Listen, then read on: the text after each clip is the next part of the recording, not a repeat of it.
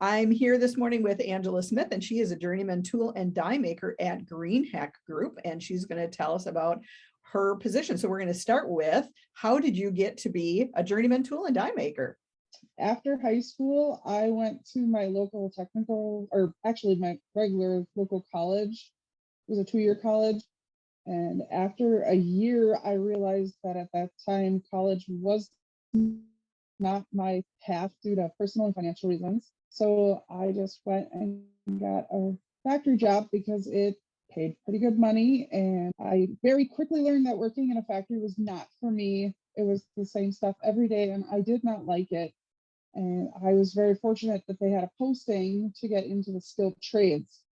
So I had the option, if I passed the test, to get into maintenance, tool and die, or pattern maker, all journeyman jobs. So I would have to sign on apprenticeship and go to school and work at the same time, which was great because then I was able to make money for my family, but still better myself and be able to make myself more hireable and keep employed and everything.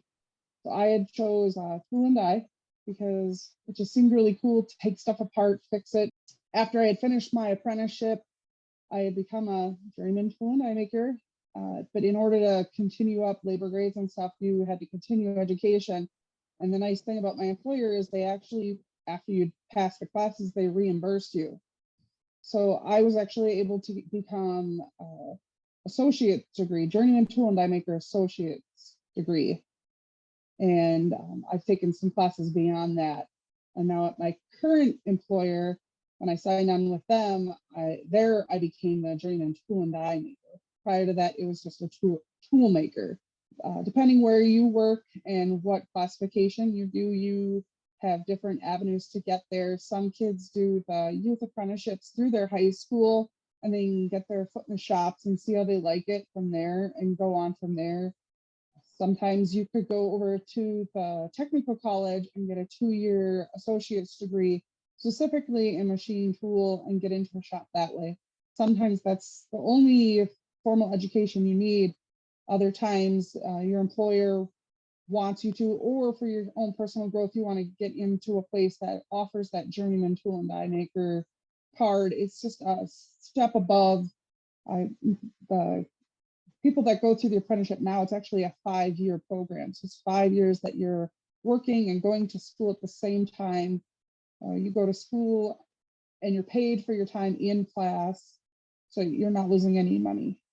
That is nice. So important for students to know that you have the opportunity to increase in your experience, to increase in your education, and you're going to get paid to do that education, and you're going to get reimbursed for the actual classes at the end. So what a win-win for students.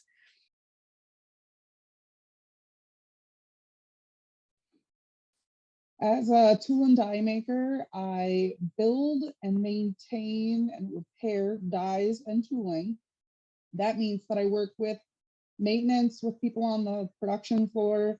So if they have problems with the stuff they're making or the tools they're using, I work with them and the engineers to create new tools or just to fix what they have so it gets running again.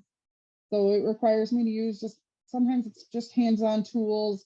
Other times it's a mill or a lathe or a grinder, maybe even a welder, or I also run the EDM machine, which is an electrical discharge machine. So. And so what does that particular machine do?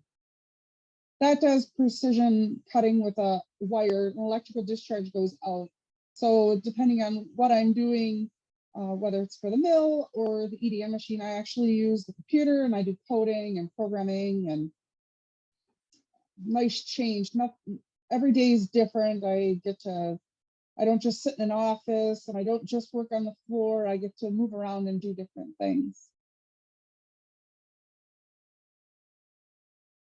Don't be afraid to try. My parents never held me back and said, oh, you can't do that because you're a girl. So it was kind of like, well, why not? They can do it, so why can't I?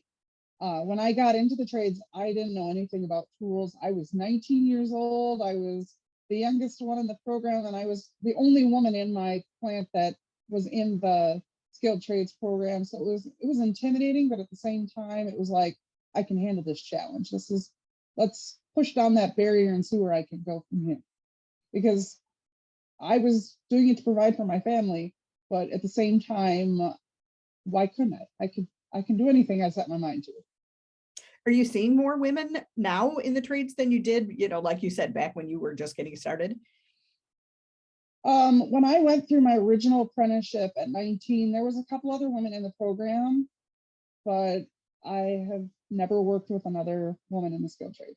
My past employer or my current. It's still a very male-dominated field, but the guys I work with now, they're great. They're accepting.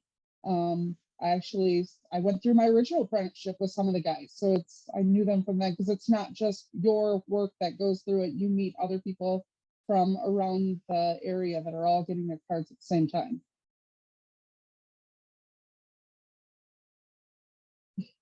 Don't be afraid to try. All education is important. That year of college that I went to prior, it wasn't wasted. That made me look even more desirable to my employers, that those credits were saved. They were able to go towards my associate's degree. I've learned and grown so much from it. So if you have personal hardships and stuff, they're always there. It's always great to have a good foundation to fall back on.